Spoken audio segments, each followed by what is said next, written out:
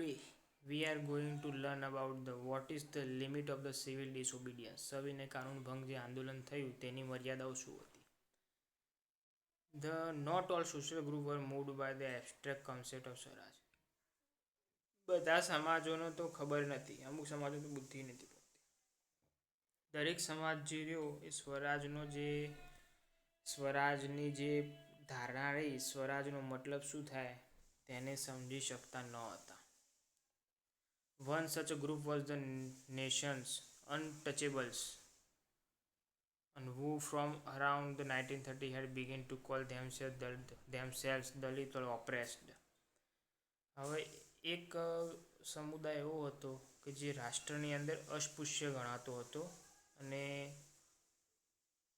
1930ની આજુબાજુ પોતાની જાતને દલિત સમાજ, દબાયેલો સમાજ એવું કહેવાનું ચાલુ કરી દીધું. પોતાની જાતને એવો સમાજ હતો બચારો, બહુ જ સારો સમાજ, દયાળુ સમાજ હતો, પરંતુ તેમની સાથે ભૂતકાળમાં બહુ જ ખરાબ ઘટનાઓ ઘટી છે.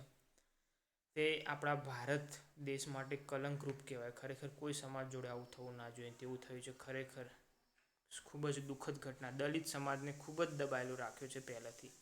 પછી તો બાબા સાહેબ આંબેડકર સાહેબ આવ્યા, જે મહાન બંધારણીય રચયિતા હતા. તેમના કારણે દલિત સમાજના અંદર થોડી પ્રગતિ આવી. જેઓ બચારા જેમને અનામતની જોગવાઈ કરી, જે બહુ જ સારી જોગવાઈ હતી. પાછળના જે પીછડા વર્ગો હતા તેમને આગળ લાવવા માટે, SC ST માટે જે અનામત છે તે, બીજા કોઈ માટે નહીં. I am supported to SC ST reservation, એ બધી જે સારી, બાકી બધું તો ભાઈ રાજકારણ થઈ ગયું. બહુ જ સારું હતું. એટલે જે 1930ની આજુબાજુ પોતાની જાતને દલિત સમાજ કહેવા લાગ્યો. For a long the Congress had ignore the Dalit. બહુ જ લાંબા સમય સુધી કોંગ્રેસ દ્વારા આવ્યા દલિત સમાજને ઇગ્નોર કરવામાં આવ્યો હતો. તેમને બહુ મહત્ત્વ આપવામાં ન આવ્યું. For the fear of offending the Sanatanis. એનું કારણ એ હતું કે કોંગ્રેસને બીક હતી કે જે આ સનાતનીઓ જે રહ્યા, સંકી સનાતનીઓ, જે પહેલાંના, હું તો સંકી જ કહું, સનાતનીઓ ચોખ્ખી વાત. કારણ કે જૂની વસ્તુ પકડી રાખે એ ગોડા લોકો કહેવાય. જે અમુક સનાતનીઓ હતા તે લોકો ખોટું લગાડી લે, તેમની બીક હતી કોંગ્રેસને. ધ કન્ઝર્વેટિવ હાઈ કાસ્ટ હિન્દુસ, જે રૂઢિચુસ્ત ઉચ્ચ સમુદાય, અમે ઉચ્ચ હોવું જોઈએ, ખરેખર જાતિઓ હોવી જ ના જોઈએ. આ તો બધું અંદર ભાગલા પાડ્યા લોકોના, કયા સમાજે પાડ્યા મારે બોલાય નહીં. આવું બધું વિડીયો રેકોર્ડિંગ હોય. બાકી તો આ બધું ખરેખર પોલિટિક્સ હતું. 2 થી 3 હજાર વર્ષ સુધી અમુક લોકોને ગુલામ બનાવવા માટેનું કાવતરું હતું. આ બધું તો ખોટા ધંધા હતા. જવા દો. ઉચ્ચ વર્ગના જે હિન્દુઓ હતા તેમનો વિરોધ થઈ જાય. જો દલિત લોકોને કોંગ્રેસ મહત્ત્વ આપવા લાગે ને, તો અમુક સમાજ એવા હતા કે જે ખીજાઈ જાય, રીહાઈ જાય. ઉચ્ચ વર્ગ હિન્દુઓ જે કહે સનાતની ફનાતની. But Mahatma Gandhi declared that Swaraj would not come for 100 years if untouchability was not eliminated. બસ આ મહાત્મા ગાંધી જ હતા કે જેમને જાહેર કર્યું કે આ સ્વરાજ 100 વર્ષ સુધી નહીં મળવાનો.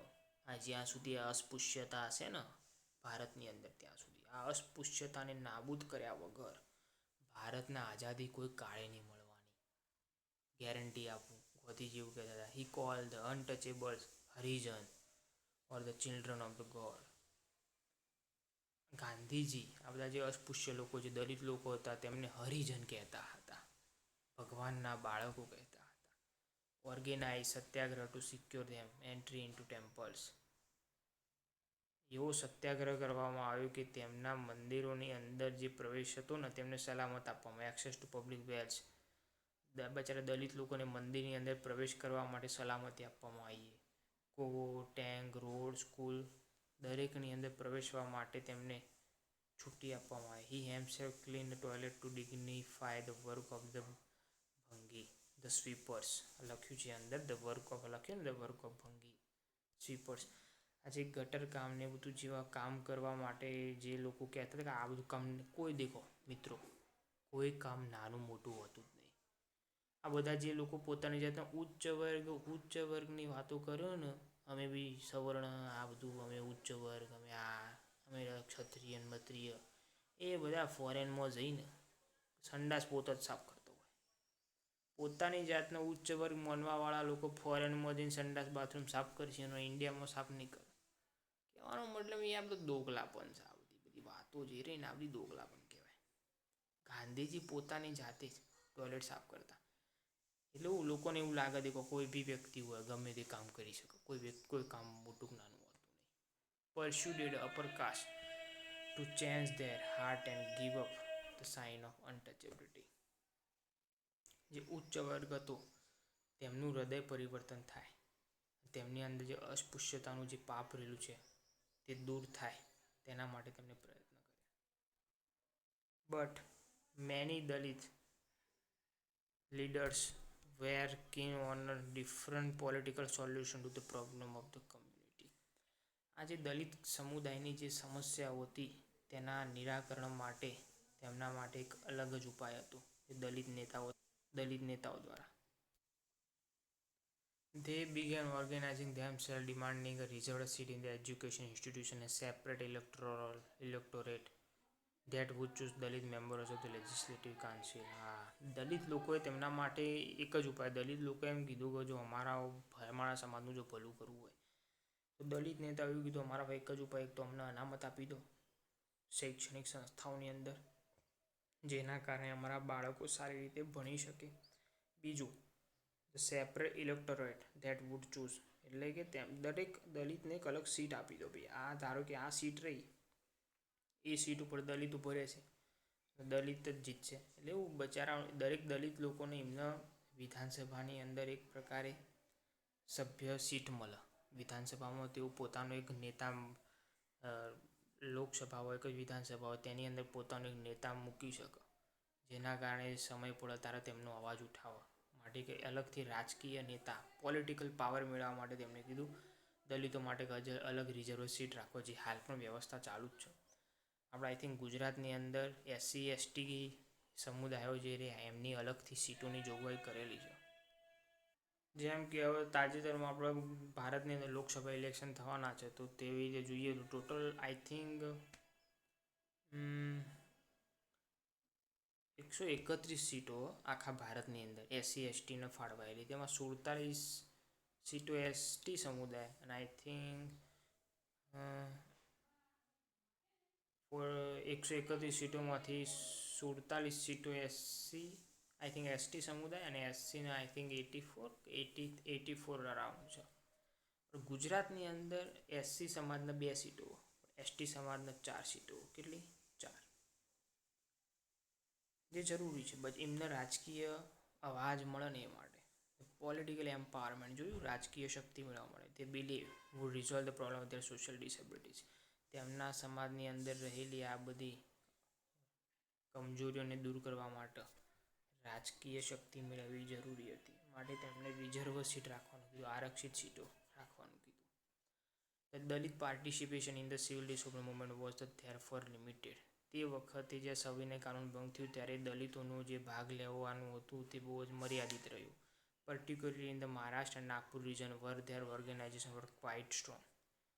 Particularly in the Maharashtra and Nagpur region where their organization was quite strong. સૌથી વધારે મહારાષ્ટ્રમાં અને નાગપુરનો જે પ્રદેશ રહ્યો ત્યાં તેમનો જે સમુદાય હતો ત્યાં તેઓ થોડો મજબૂત રીતે રહ્યા, quite strong. Dr. B.R. Ambedkar, who organized the Dalit into the Depressed Classes Association 1930.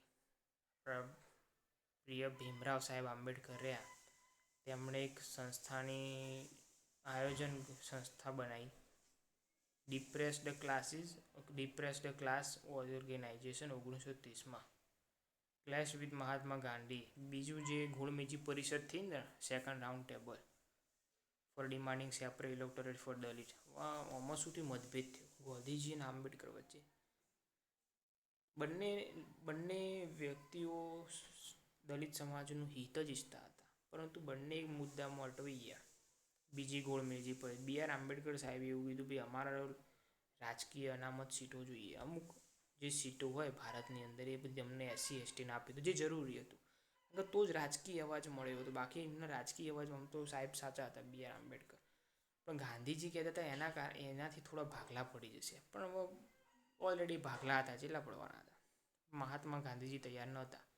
બીજી ગોળમેજી પરિષદ વખતે જે ડિમાન્ડ મૂકી સાહેબો, ડૉક્ટર બાબા સાહેબ આંબેડકરે, અમને અલગથી મતદાર મંડળ આપો દલિતો માટે. એનો વિરોધ કર્યો. When the British government conceded Ambedkar demand, જ્યારે બ્રિટિશ સરકાર હતી આંબેડકરની આ માંગણીને મંજૂર કરી દીધી. Gandhiji began a fast unto the death. હવે ગાંધીજી ઉપવાસ ઉપર ઉતરી ગયા, મરણ ઉપવાસ ઉપર, fast unto the death. He believed that separate electorates for Dalit would slow down the process of their integration into society. હા, ગાંધીજી બી એમની જગ્યાએ સાચા જ હતા. ગાંધીજી એવું માનતા હતા કે જો અલગથી મતદાર મંડળ દલિતોને આપીશું તો જે સોસાયટી કે સમાજની અંદર તેમની એકીકૃતતા રહે ને, ઇન્ટિગ્રેશન, સમાજની અંદર તેઓ ભળી શકશે નહીં પ્રોપર રીતે.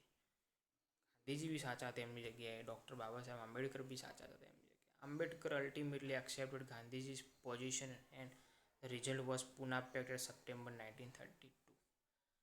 પૂના કરાર થયો હતો 1932ની અંદર, સપ્ટેમ્બર મહિનાના 1932ની અંદર પૂના કરાર થયો, જેના કારણે ગાંધીજી અને આંબેડકર વચ્ચે સમજૂતી થઈ ગઈ.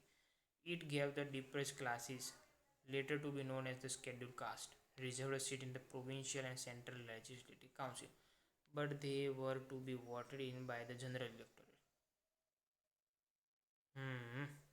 ગાંધીજી એ વખતે નક્કી એવું થયું, આપણે અત્યારે જે પાછળથી જે ઓળખાય ને તે એસસી સીટો મેં તમને કીધી લોકસભાની અંદર 84 અરાઉન્ડ છે, એ એસસી સીટો આપી, એટલે કે ડિપ્રેસ ક્લાસીસ જે દલિત સમાજ હતો તેમને અલગથી સીટો આપી, રિઝર્વડ સીટો, જેની અંદર પ્રોવિન્શિયલ અને સેન્ટ્રલ લેજિસ્લેટિવ કાઉન્સિલ, જે પ્રોવિન્શિયલ અને સેન્ટ્રલ લેજિસ્લેટિવ કાઉન્સિલ છે તેની અંદર સીટો આપી, પરંતુ અલગથી મતદાર મંડળ ના આપ્યું. આંબેડકરની ઈચ્છા અલગથી મતદાર મંડળ અને સીટો બંનેની હતી. ગાંધીજી કીધું અમે તમને સીટો આપી દઈશું, પરંતુ વોટ કોઈ બી દરેક વ્યક્તિ આપી શકશે. જનરલ કેટેગરીનો વ્યક્તિ હોય, બધા માટે સામાન્ય, કોઈ અલગ નહીં, દરેક વ્યક્તિ વોટ આપી શકશે.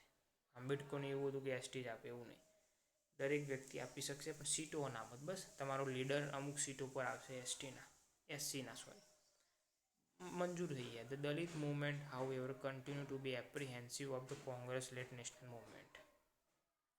દલિતોનું જે આંદોલન હતું તેમ છતાં એ ચાલુ રહ્યું, કારણ કે કોંગ્રેસ દ્વારા જે રાષ્ટ્રીય ચળવળ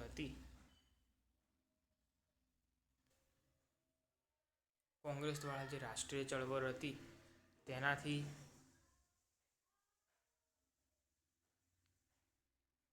મહાત્મા ગાંધી, આ જો તમે ફોટામાં જોઈ શકો છો, મહાત્મા ગાંધી, વચ્ચે જવાહરલાલ નહેરુ સાહેબ, આ બાજુ મૌલાના અબ્દુલ કલામ આઝાદ, આ સેવાગ્રામ આશ્રમનો ફોટો છે, વર્ધા 1935, વર્ધા 1935 સેવાગ્રામ આશ્રમ. Some of the Muslim political organizations in India were also lukewarm in their response to civil disobedience movement. હવે અમુક જે મુસ્લિમ સમાજના જે મુસ્લિમ સંગઠનો હતા, ત્યાં જે સવિનય કાનૂન ભંગનું જે આંદોલન હતું, તેમના પ્રત્યે તેમની પ્રતિક્રિયા થોડી મંદ હતી, ઉદાસીનતા રાખી તેમણે. ભારતની અંદર રહેલા મુસ્લિમ સંગઠનો દ્વારા સવિનય કાનૂન ભંગના આંદોલનમાં પ્રતિક્રિયા સ્વરૂપે તેમનું વલણ થોડું નરમ રહ્યું, તેમણે સપોર્ટ કર્યો નહીં, ખુલ્લી રીતે સપોર્ટ ના કર્યો. After the decline of the non cooperation Khilafat movement, large section of Muslim fell alienated from the Congress. આ જે પેલું આંદોલન થયું ને નોન કોઓપરેશનનું, ખિલાફતનું આંદોલન, અસહકારના આંદોલન, ખિલાફત આંદોલન, તેની અંદર નિષ્ફળતા મળ્યા બાદ મુસ્લિમ સમાજની અંદર મોટાભાગનો વર્ગ એવો હતો કે જે કોંગ્રેસમાંથી પોતાની જાતને અલગ અનુભવતો હતો, એલિયનેટ. From the mid-1920, the Congress came to be more visibly associated with the openly Hindu religions. હવે કોંગ્રેસ જે રહ્યું 1920ની મધ્યમાં કોંગ્રેસ પાર્ટી એક, ધારો કે હિન્દુઓની પાર્ટી હોય ને તેવી રીતે ખુલ્લી રીતે તે રીતે જોવામાં આવી. National group like the Hindu Mahasabha, જ્યાં કે હિન્દુ મહાસભા હતી, તેમના સપોર્ટ મળતો હતો કોંગ્રેસને, એટલે કોંગ્રેસ એક હિન્દુઓની સભા હોય તે રીતે જોવા લાગે. As a relation between Hindus and Muslim, તે આના કારણે હિન્દુ મુસ્લિમના સંબંધો બગડવા લાગે. Each community organize religious procession with the militant fervour provoking Hindu-Muslim communal clashes right in various cities.